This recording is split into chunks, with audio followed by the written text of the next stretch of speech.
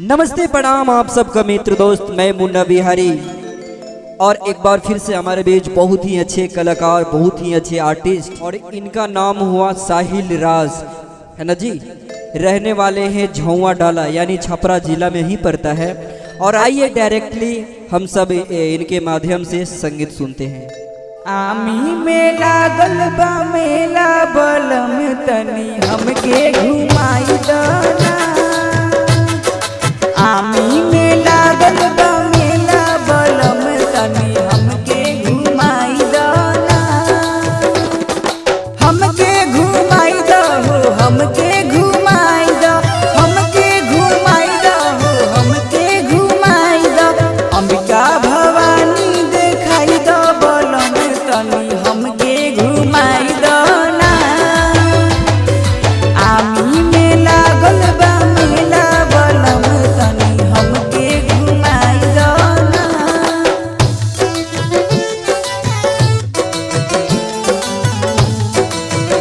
यो भैया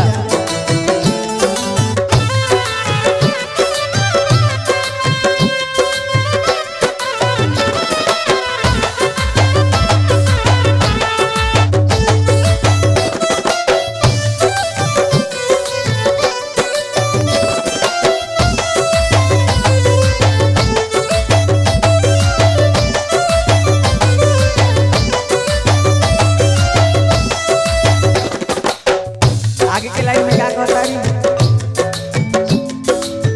निमिया के नीचे बाबा माई के आसनवा, निमिया के नीचे बाबा माई के आसनवा। सब लोग मिल के सैया गावता भजनवा, सब लोग मिल के सैया गावता भजनवा। मनवा में, मनवा में, मनवा में हमरो बालन सा बोलम तनी श्रद्धा पुराई दो ना। आमी में लागल बा मेला बलम तनी हमके घुमाई दो ना।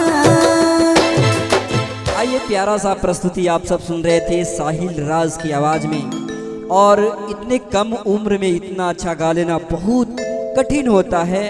और मैंने कई सारे लड़का को देखा है कि आग करने का मतलब नहीं है, है ना।